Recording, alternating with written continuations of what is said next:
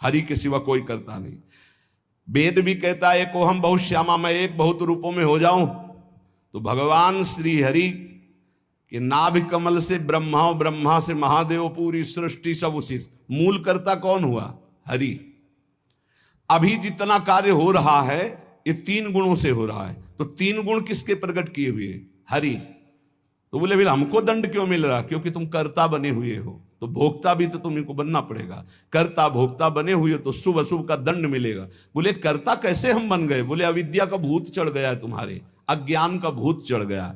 कर्ता कृत जाने नहीं, कर्ता को तो जाना नहीं, माने निज करतूत, मैं ये किया ये किया। अब देखो यहां सावधानी की बात समझना है, ये अज्ञानी जन गलत ढंग से इसे समझते हैं। जैसे कहा जाता है प्रभु की इच्छा के बिना एक पत्ता भी नहीं हिलता, पक्का। लेकिन जिसकी ये स्थिति होती है, प्रभु की इच्छा में अपनी इच्छा मिला देता है, उससे कभी पाप होते ही नहीं, क्योंकि पाप होते हैं इच्छा से। जिसकी अपनी इच्छा है और अपना भोग है, उसको नरक और स्वर्ग भोगना पड़ेगा। वो केवल बातों से कहता है, उसकी स्थिति है कर्तृत्व और भोक्तृत्व भाव से। जब तक अहंकार है तब तक पापाचरण होता है, और जब अहंकार समर्पित हो जाता है तो उसका शरीर यंत्रवत वही चेष्टाएं करता है जिससे जगत मंगल होता है। वो कहते हैं कि कर्ता श्री हरि।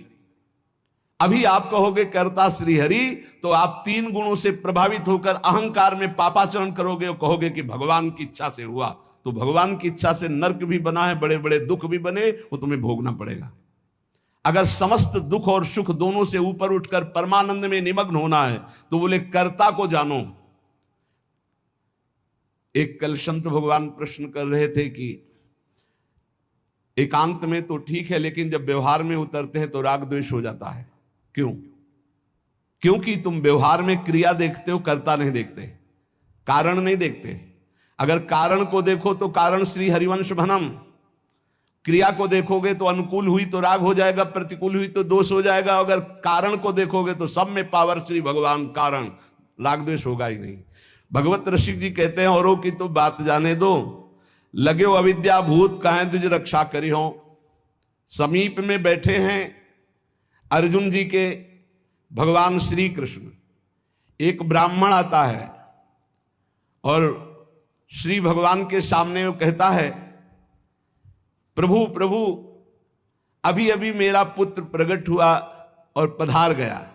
द्वारिकापुरी की बात है। प्रभु पैदा होते ही मर गया, ऐसा तो कभी नहीं हुआ कि पुत्र पिता के सामने मर जाए। ये तो धर्म रहित बात है। और अपने बालक को भगवान के सामने से राजमहल के द्वार पर रखता है और विलाप करके बड़ी आतुरता पूर्वक कहता, संदेह नहीं कि इस समय पृथ्वी में ब्रह्म ऋषियों का द्रोह करने वाले लोग पैदा हो गए हैं। धूर्त कृपण पापी लोग बढ़ गए हैं, कर्म दोषी हो गए हैं। इसीलिए ये काल उल्टा चक्र चला रहा है कि पिता के सामने जन्मा हुआ पुत्र मृत्यु को प्राप्त हो रहा है। ये राज हिंसापरायण दुश्शील अजितेंद्री प्रजा को दरिद्री कर रहे हैं, कर ले ले करके दुख पर दुख प्रजा भोग रही है। इसीलिए ये हमको सामने महान संकट देखना पड़ा। अधार्मिक राजाओं के होने के कारण मेरा पुत्र मेरे सामने मरा, ऐसा काल व्यतिक्रम है, नहीं होना चाहिए था। इस प्रकार बोलकर चला गया। फिर दूसरा पुत्र हुआ तो फिर मर गया, फिर बोल के चला गया। तीसरा पुत्र पैदा हुआ, फिर मर गया, फिर वैसे ही बोल के चला गया। जब 9वें बालक के मरने पर वो वहां आया तो अर्जुन जी ने कहा, ब्राह्मण सुनो, इस निवास स्थान द्वारिका में ऐसा लगता है अब कोई धनुषधारी क्षत्रिय नहीं है। बार बार तुम यहां रो कर चले जाते और कोई नहीं बोलता कि मैं तुम्हारी रक्षा करूंगा। क्या है ये प्रजा पालन है? अरे जिनके राज्य में कोई ब्रह्म ऋषि दुखी हो जाए धन से, पुत्र से या किसी अन्य कारण से, तो उसका राज्य नष्ट हो जाता है। जहां साधु वैष्णव ब्रह्म ऋषि दुखी हो जाए। मैं समझता हूं इस समय तुम बड़े संकट में हो, बड़े दीन हो रहे हो क्योंकि तुम्हारे पुत्र मर रहे हैं। मैं प्रण करता हूं तुम्हारे पुत्र की रक्षा करूंगा। कर्ता को जाने नहीं, भगवत ऋषि जी कह रहे हैं। अरे उनका जाओ, तुम बात क्या बनाते हो, तुम क्या पूर्ण करोगे? जब ये श्री कृष्ण और बलराम बैठे हैं तो तुम क्या पूर्ण कर लोगे? अर्जुन से कहा। तो वो कह रहे हैं अहम वा अर्जुनो नाम गांडीवम यस्य वै धनो नाहम संकर्षणो ब्रह्मन्न कृष्ण कार्षणेव च अहम वा अर्जुनो नाम गांडीवम यस्य वै धनो। मैं कोई संकर्षण नहीं हूं बलराम जी, और मैं कोई कार्षणी कृष्ण नहीं हूं। मैं गांडीव धनुषधारी अर्जुन हूं, जो बोलता हूं वही करके दिखाता हूं। यहां दो भाव निकलते हैं कि देखो भाई, मैं कोई कृष्ण बलराम तो हूं नहीं, उनका दास हूं। तो भगवान अपने प्रण को चाहे भुला दे, लेकिन दास के प्रण का निर्वाह करते, इसलिए मैं प्रण लेता हूं कि मैं तुम्हारे पुत्र की रक्षा करूंगा। और एक भाव ये होता है कि मैं कोई कृष्ण बलराम नहीं हूं, मैं गांडीव धनुषधारी अर्जुन हूं, जो प्रण लेता हूं उसे पूर्ण करता हूं।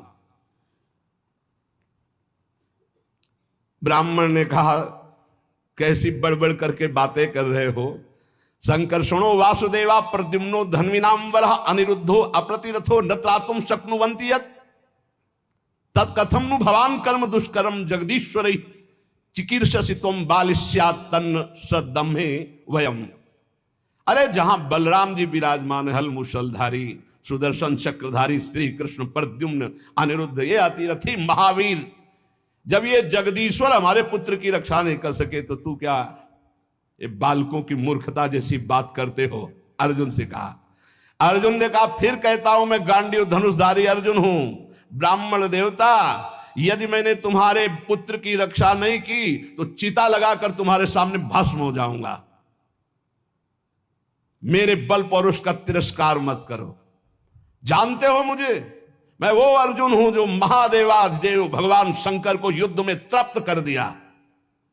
ऐसा है, मैं अधिक क्या कहूं, अगर मृत्यु भी सामने आएगी तो मैं जीत कर तुम्हारे पुत्र की रक्षा करूंगा, मैं वचन देता हूं।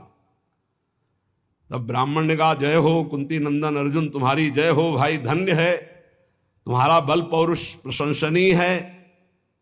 अब मैं जा रहा हूं, जब बालक होने को होगा तो मैं तुम्हें सूचना दूंगा।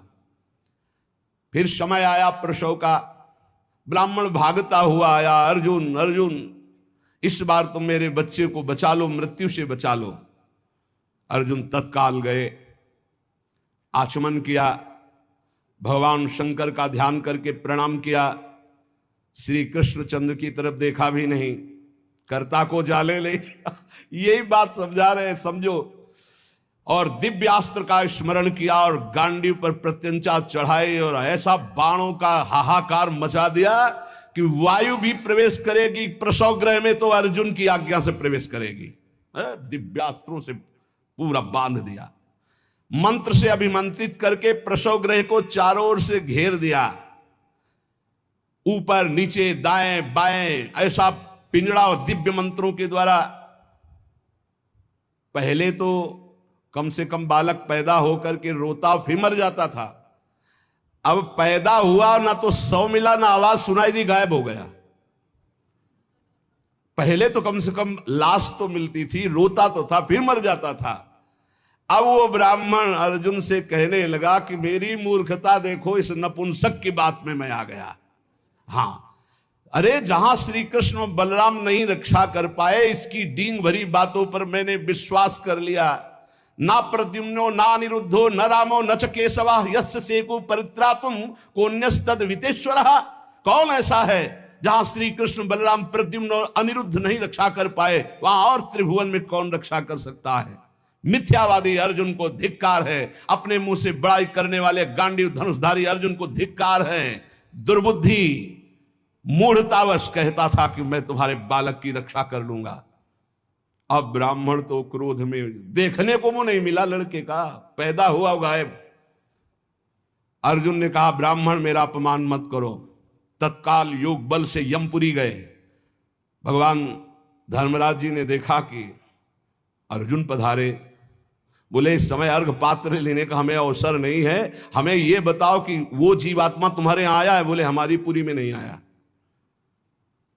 विचार किया कि कहां चला गया, जब यमपुरी में नहीं आया। इंद्रलोक, अग्निलोक, नैऋति, सोम, वायु, वरुण सबकी पुरियों में गए, अतल नीचे अतल सुतल पाताल तलातल महातल, इन लोकों में गए, ऊपर के जनलोक महालोक तपलोक ब्रह्मलोक, कहीं भी ब्रह्मा की जितनी रचना सब घूम डाला अर्जुन ने, कहीं वो जीव नहीं मिला। अब आए, अब भगवान श्री कृष्ण की तरफ देखा, प्यारे प्रणाम, अब जा रहे हैं भस्म होने हम चिता में। यही जीव की दशा है, जब सब जगह से हार जाता है तब बोलता है हरि शरणम। पहले नहीं चितवन किया कि प्रभु, तो प्रभु समझा देते। प्रण लेने से लेकर अभी तक भगवान की तरफ नहीं देखा कि रुख क्या है। अब जब चिता में जलने का नंबर आया तब केशव प्रणाम आखिरी स्वीकार करो। तो भगवान ने कहा किस बात का? बोले वो प्रण है ना, तो चिता में जलने जा रहे। तो उनका तुमने अभी पूरे बल का प्रयोग कहां किया? ध्यान दीजिए, तुमने अभी पूरे बल का प्रयोग कहां? तुम्हारा पूरा बल तो मैं हूं। मुस्कुरा दे अर्जुन, यही हमसे गलती होती है। हमारा बल कौन है? आराध्य देव। हम अपने बल की डींग हाँकने लगते हैं, उन्हीं के बल से मिले हुए बल से हमारा पूरा बल श्री भगवान है। देखो अर्जुन, तुम्हारा बल मैं हूं। जिस समय ये तुम्हारी निंदा कर रहे हैं यही सब लोग प्रशंसा करेंगे और तुम्हारे यश की कीर्ति की स्थापना होगी। करें करावें आप सब, जने बढ़ाई दें, मान लो कर्ता को जानो कौन है। सर्वशक्तिमान भगवान जे भी चिंतन किया, भगवान का दिव्य रथ आ गया। भगवान के दिव्य घोड़े, दारुक नाम का सारथी। भगवान ने अर्जुन से कहा बैठो हमारे रथ में। रथ में बैठे, दारुक ने भगवान के नेत्रों की तरफ देखा, इशारा किया, ले चलो।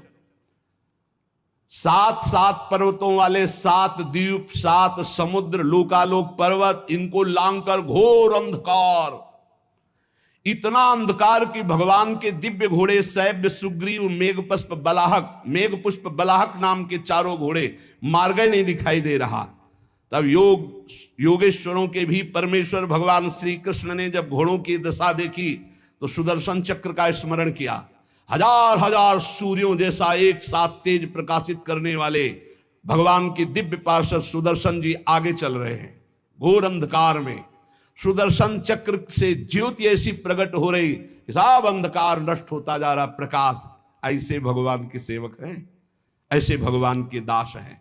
सुदर्शन चक्र के द्वारा बतलाए हुए मार्ग से चलकर अंधकार की अंतिम सीमा में पहुंचे। अब अंधकार के पास इतना दिव्य प्रकाश, प्रकाश ही प्रकाश, जैसे घोर अंधकार ऐसे घोर प्रकाश। अब वहां अर्जुन की आंखें चौंधिया गई, विवश हो गए, नेत्र बंद कर लिए, इतना तेज। भगवान वहां भी सामर्थ्य प्रदान करी अर्जुन को और घोड़ों को भी। उस तेज के बाद महान जलराशि, श्याम वर्ण का जल ही जल, अगाध जल, जल पार किया तो तेज आंधी, वायु ही वायु। भगवान की ही केवल सामर्थ्य पहुंचने की और सामर्थ्य रही। अब वायु के प्रवाह में बड़ी बड़ी तरंगें उठने लगी। फिर भगवान ने उसको शांत किया। आगे बढ़े तो एक दिव्य महल, और उस महल में मणियां ऐसी चमक रही थी मानो हजार हजार सूर्य एक साथ प्रकाशित हो रहे। भगवान भगवान है, भगवान जैसा कोई नहीं। चारों ओर बड़ी ही उज्जवल ज्योति फैल रही है। देखा अनंत महिमा से युक्त भगवान शेष जी सैया बनाए हुए, और अद्भुत एक एक सिर पे ऐसे मणि चमक रही, ज्योतिर्मय। प्रत्येक फण पर सुंदर सुंदर मणियां जगमगा रही। 2-2 नेत्र, बड़े ही भयंकर नेत्र, और शेष भगवान का श्रीअंग कपूर जैसा गोरा है। कैलाश पर्वत के समान श्वेत वर्ण, नीले रंग की जीभ और गला नीला, भयंकर नेत्र, फणों पर मणि चमक रही। अर्जुन ने देखा शेष भगवान की सुखमयी सैया पर सर्वव्यापक महान प्रभावशाली परम पुरुषोत्तम भगवान भूमा पुरुष विराजमान है। अर्जुन बार बार श्री कृष्णचंद्र जी की तरफ देख रहे हैं। भूमा पुरुष है तो एक ही, ये कहां ले आए? एक तो ये श्री कृष्ण, एक ये श्री कृष्ण, क्योंकि द्वारिकाधीश भी चतुर्भुज रूप और हरि भी चतुर्भुज रूप। शरीर की कांति वर्षाकालीन मेघ के समान श्याम रंग, अत्यंत सुंदर पीतांबर धारण की, मुख पर प्रसन्नता, कमल जैसे नेत्र, बहुमूल्य मणि जटित मुकुट, कुंडल कांति, घुंघराली अलकावली, लंबी लंबी सुंदर भुजाएं, कौस्तुभ मणि, वक्षा स्थल में श्रीवत्स का चिन्ह, घुटनों तक माला, वही श्रृंगार। जैसा द्वारिकाधीश का वैसा ही प्रभु का श्रृंगार। अर्जुन ने देखा नंद सुनंद जय विजय ये सब पार्षद मूर्तिमान होकर पुष्टि श्री कीर्ति अजा ये चारों दिव्य शक्तियां रिद्धियां निधियां लोकपाल ये सब वहां हाथ जोड़े खड़े हैं। वो भगवान श्री कृष्ण भी प्रणाम कर रहे हैं। तो अर्जुन देख रहे हैं कि ये है क्या लीला, अपने आप को अपने आप से और कह रहे प्रणाम करो, ये अनंत महिमाशाली भूमा पुरुष भगवान है। अर्जुन भयभीत हो गए कि एक तो ये मेरे सखा श्री कृष्ण, दूसरे ये भूमा पुरुष। श्री कृष्ण ने फिर प्रणाम किया और हाथ जोड़कर कहा कि हे भूमा पुरुष आप कृपा करके आदेश कीजिए। गंभीर वाणी में बोले, हे अर्जुन और हे श्री कृष्ण, तुम दोनों को देखने के लिए मैंने उन पुत्रों का अपहरण किया, मैंने अपने पास मंगाया। तुम मेरे ही अंश से प्रकट हुए हो और धर्म की रक्षा के लिए पृथ्वी पर अवतार ग्रहण किया। पृथ्वी के भार से दैत्यों का संहार कर चुके हो, अब तुम्हें लौटकर हमारे ही स्वरूप में फिर विलीन होना है। तुम पूर्ण काम सर्वश्रेष्ठ हो, जाओ अभी कुछ कार्य बकाया है, लोक संग्रह के लिए वो कार्य करके पुनः मेरे पास आ जाओ। भगवान श्री कृष्ण भी हाथ जोड़े खड़े, अर्जुन भी खड़े हैं। अति विचित्र भगवंत गति, बड़े बड़े ख्याली। अर्जुन के होश उड़ गए, नए भूमा पुरुष कौन हो गए भाई, ये परम पुरुष तो हमारे सामने खड़े हैं, यही है यही। अगर ये अपने रहस्य को न बतावे तो कोई, इनका एक नाम है अनंत, कोई अंत ही नहीं पा सकता है। अर्जुन और श्री कृष्ण को आदेश किया, सर झुकाकर, अर्जुन देखते जा रहे, सर झुकाकर भगवान कह रहे जो आज्ञा। फिर वो सब बालक वापस कर दिए, उन बालकों के लिए वैसे ही मार्ग से फिर द्वारिका में लौट के आए। और बालक अपनी अपनी आयु के अनुसार बड़े भी हो गए थे, वैसी आकृति रूप क्योंकि पहचान ले श्री कृष्ण अर्जुन ने उनको समर्पित किया। अर्जुन के आश्चर्य की सीमा न रही, तब उन्होंने अनुभव किया और भगवान से कहा, प्रभु मुझे पता चल गया। बोले क्या? बोले पूरे जगत में जिसके बुद्धि बल ज्ञान बल पौरुष बल जो कुछ भी है वो हे श्री कृष्ण केवल आपकी कृपा से है, ये मुझे पता चल गया। यही पता चलना है, इसीलिए रोज सत्संग सुनो, एक बार सुनने से काम नहीं चलेगा। गीता सुनने के बाद क्या कहा था? नष्टो मोहा स्मृति लब्धा। फिर क्या हो गया? फिर मोह। ये हवा है, आंधी है, कभी भी गंदा कर सकती बुद्धि को। देखो अर्जुन जी ने गीता सुनने के बाद कहा था नष्टो मोहा स्मृति लब्ध, फिर मोह हो गया, मोह माने अज्ञान। फिर कहने लगे कि मैं कोई श्री कृष्ण बलराम, आज फिर बोल रहे हैं आप। इसीलिए निरंतर भजन और सत्संग के लिए महापुरुष जन कहते हैं, जिससे हमारी बुद्धि रोज पावन होती रहे। जैसे पोछा लगा दिया सोनी लगाने के बाद और दरवाजा खुला छोड़ दिया तो फिर गंदा होने की संभावना। इस समय हर इंद्रियों को शासन में रखते हुए नाम जप करते हुए ये परम पद तब प्राप्त होता है। तो इसलिए भगवत रसिक जी कह रहे हैं कि कर्ता कृत जाने नहीं, माने निज करतूति, ते प्राणी दुख पावहीं, लगो अविद्या भूत। ये बहुत जल्दीबाजी में फिर सब बिगड़ जाता है।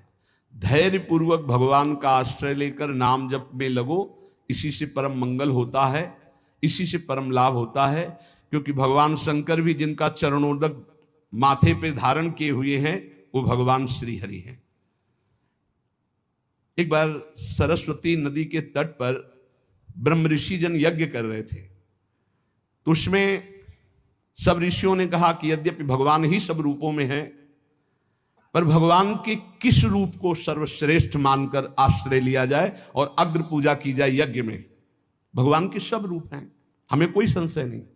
तो उनका प्रगट रूप की महिमा प्रकाशित करने के लिए किसी ब्रह्म ऋषि को परीक्षा लेनी होगी त्रिभुवन के तीनों बड़े ईश्वरों की, हरि, देवाधिदेव महादेव, ब्रह्मा।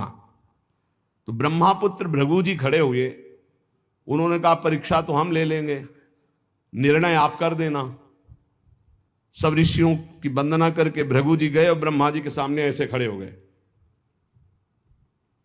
ब्रह्मा जी ने देखा कि पुत्र है, अभद्र व्यवहार, महापुरुषों के सामने ऐसे नहीं खड़ा हो जाता, नहीं सारे पुण्य नष्ट हो जाते हैं। ये जो संत महात्मा गुरुजन भगवत विग्रह उनके सामने ऐसे नहीं, कभी मंदिर में ऐसे नहीं, कभी गुरु जी के सामने ऐसे, कभी संतों के सामने ऐसे नहीं। वो अभद्र मंगलकारी आचरण वाले लोग होते हैं जिनको ज्ञान नहीं, ऐसे खड़े होना, हाथ बांध कर खड़े हो नहीं। हाथ जोड़कर खड़े हो या सौम्य मुद्रा में खड़े हो। अगर वो सामने से निकल रहे तो नेत्रे झुका दो, केवल इतना ही कर दो अभिमान में। अगर बहुत भरे हो तो थोड़ा नेत्रे झुका दो, ना हाथ जोड़ो। चलो तुम्हारा अगर घट जाता है हाथ जोड़ने से तो ऐसे कर लो। तो ब्रह्मा जी के सामने गए, बस ऐसे ऐसे खड़े हो। क्रोध आया कि इतना बड़ा ऋषि होकर और ऐसा अभद्र व्यवहार करता है, पर फिर एकदम भ्रकुटी तो चढ़ी, गुस्सा तो आया, पर शांत हो गए। है तो मेरा ही बेटा, भृगु जी ब्रह्मा जी की तो पुत्र है। ब्रह्मा जी शांत हुए, भृगु जी कुछ नहीं बोले, चले गए। जब कैलाश पहुंचे तो देवादिदेव जी ने कहा, आओ आओ ब्रह्म ऋषि श्रेष्ठ, आओ तुम्हारा स्वागत है। बोले मुंडों की माला धारण करते हो, चिता की राख लगाते हो और हम तुम्हारे गले लगेंगे। अरे उन्होंने कहा हम तुम्हें ब्रह्म ऋषि मान के स्वागत करें, तुमने ऐसे समझा क्या उठाया त्रिशूल? भगवान शिव ने कहा तुमने ऐसे समझा क्या कि हम तुम्हारा आदर कर रहे हैं ब्रह्म ऋषि मानकर के, तुम जो है अवहेलना कर रहे हो। आप मुंडों की माला पहनते हो, चिता की भस्म लगाते हो, कहते हो आओ तुम्हारे गले लग जाएंगे। महादेव जी ने उठाया त्रिशूल, रोक, भृगु जी चल दिए वहां से। और भगवान श्री हरि के धाम पहुंचे वैकुंठ में। लक्ष्मी जी चरण चाप रही थी, अर्ध निमीलित नेत्र में परमानंद में डूबे हुए भगवान गए, सीधे एक लात मारी छाती पे। लक्ष्मी जी तो आश्चर्यचकित हो गई, तभी कहा कि भीख मंगाऊंगी ब्राह्मणों, तुम हमारी प्रीतम के लात मारा ना। पहले प्राय ऐसे ब्रह्म ऋषिजन जो होते थे ना, व्यवस्था, वेद के अपार ज्ञानी, तप के महाधनी, भोजन की व्यवस्था। लक्ष्मी जी कहते तुम्हारे पास नहीं आएंगी, हमारे प्रीतम को लात मारा है ना तुमने। लक्ष्मी जी तो थोड़ा नाराज हुई और हरि उठ के बैठ गए और चरण दबाने लगे। हाँ, बड़ा कठोर हृदय है हमारा, आपके बड़े कोमल चरण हैं। अगर मुझे पता चलता तो मैं आपके चरणों की अगवानी करता, मुझसे अपराध बन गया कि मैंने